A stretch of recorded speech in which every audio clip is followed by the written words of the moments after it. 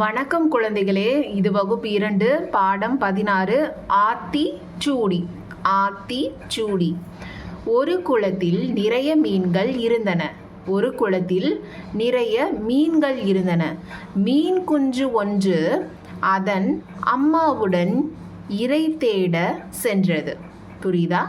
ஒரு குளத்தில் நிறைய மீன்கள் இருந்தன. மீன் குஞ்சு ஒன்று அதன் அம்மாவுடன் இரை தேட சென்றது. இரைனா என்னது? சாப்பாடு. இரை தேட சென்றது. அப்போது பெரிய புழு ஒன்றை கண்டது. ஏன்னா மீன்கள்லாம் புழுக்களை தான் தின்னும். அதனால பெரிய புழு ஒன்றை கண்டது. கண்டதுன்னா பார்த்தது. ஆஹா, நல்ல உணவு கிடைத்து விட்டது. அம்மா, நான் அதை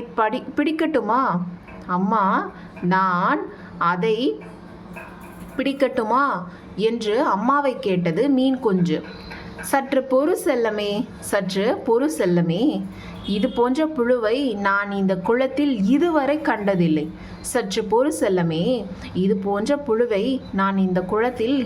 கண்டதில்லை. அருகே சென்று பார்ப்போம் வா என்று கூறியது அம்மா மீன். புழுவின் அருகில் சென்று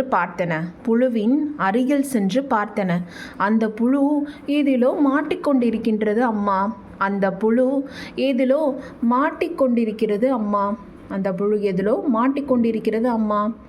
ஆமாம், இதுதான் தூண்டில். இதை கவனிக்காமல் பிடித்திருந்தால் நாம் இதில்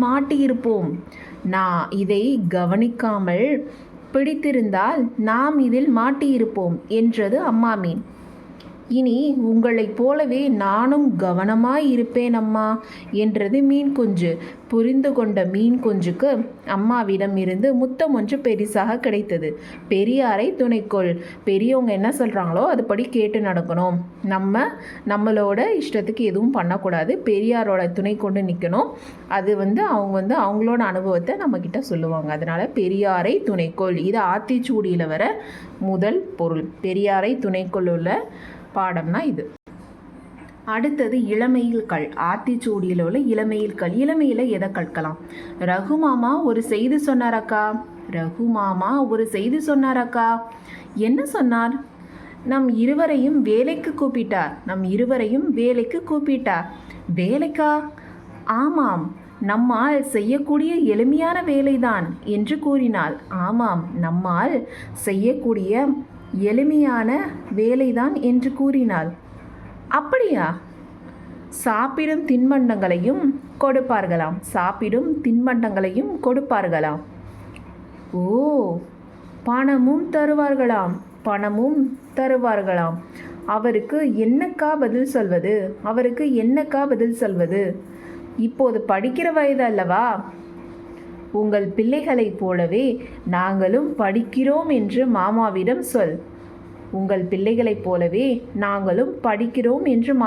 சொல். சரியாக சொன்னாயக்கா. இதான் இளமையில் கல்.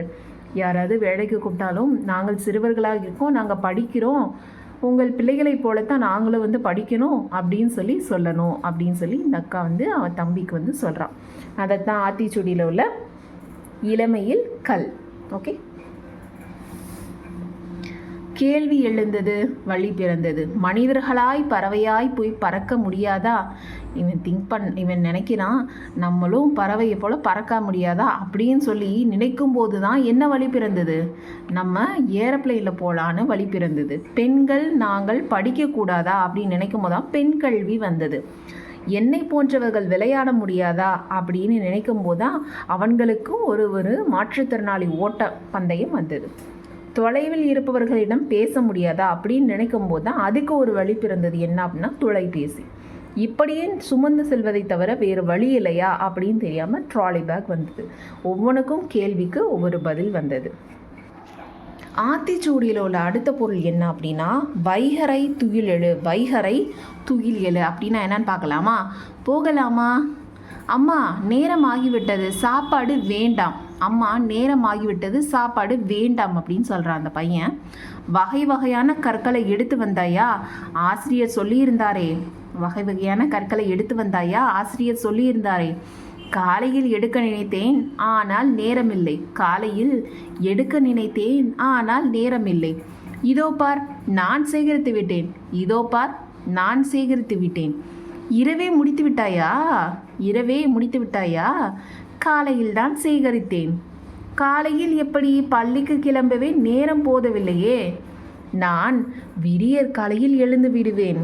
நான் விடியற்காலையில் எழுந்து விடுவேன். அதாவது ஏர்லி மார்னிங்கில் எழுந்துருவானா. அவங்க அம்மா காலையில் எந்திக்கும் போது அவனும் விடியற்காலையில் எழுந்துருவானாம். அதனால் நிறைய நேரம் கிடைத்தது. காலை நேரம் எவ்வளவு அழகு தெரியுமா. காலையில் எந்திக்கும் போது நம்ம மனது அவ்வளவு புத்துணர்ச்சியோடு இருக்கும். நம்மளால் வீட்டு பாடங்களை எளிமையாக பண்ண முடியும். நம்ம உடம்பு ஆரோக்கியமாக இருக்கும். நம்மளோட மூளை சுறுசுறுப்பாக வேலை பண்ணும். இதனால் காலை நேரம் எவ்வளவு அழகு தெரியுமா அப்படின்னு இந்த பையன் சொல்கிறான். ஓ, இனி நானும் விடிய காலையில் எழ முயற்சி செய்கிறேன் அப்படின்னு இந்த பையன் சொல்கிறான். அப்போ வைகரை துயிலெழு, அதிகாலையில் எழுந்தால் நிறைய வேலைகளை பண்ணி முடிக்கலாம் அப்படின்னு அந்த பையன் சொல்கிறான். ஓகே, நெக்ஸ்ட் வித்தை விரும்பு. வித்தை விரும்பில் என்ன கதை சொல்லியிருக்காங்க அப்படின்னா, ஒரு வித்தை காட்டுற இடம், அந்த வித்தை காட்டுற இடத்த வச்சு ஒரு கதை சொல்லியிருக்காங்க. அது என்ன கதை அப்படின்னு பார்க்கலாம். அவர்கள் நடனம் ஆடும்போது எனக்கு ஆட தோன்றியது. அவர்கள் நடனம் ஆடும்போது எனக்கு ஆட தோன்றியது அப்படின்னு இந்த பொண்ணு சொல்கிறான். அந்த அக்கா பாடிய பாடல் இன்னும் என் காதில் கேட்டுக்கொண்டே இருக்கிறது அப்படின்னு இந்த பொண்ணு சொல்கிறா. எவ்வளவு வேகமாக சிலம்பம் சுற்றினார்கள், எவ்வளவு வேகமாக சிலம்பம் சுற்றினார்கள். நடிப்பு போன்றே தெரியவில்லை, நடிப்பு போன்றே தெரியவில்லை. அருமையான நாடகம், அருமையான நாடகம் அப்படின்னு இந்த பொண்ணு சொல்கிறா.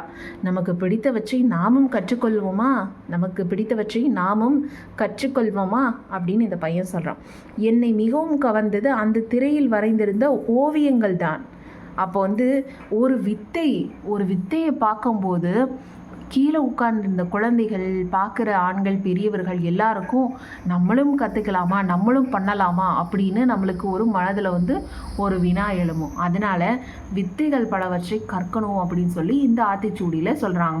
எவ்வளவு நடனம் ஆடுறது, சிலம்பம் சுற்றுறது, அந்த பெண்கள் நடனம் ஆடுறது, நாடகம் பண்ணுறத, இது எல்லாத்தையும் பார்த்து இந்த சிறுவர்கள் நினைத்து ஒன்றா பேசிக்கொண்டு இருக்காங்க. அதைத்தான் ஆத்திச்சூடியில் உள்ள வித்தை விரும்பல சொல்லியிருக்காங்க.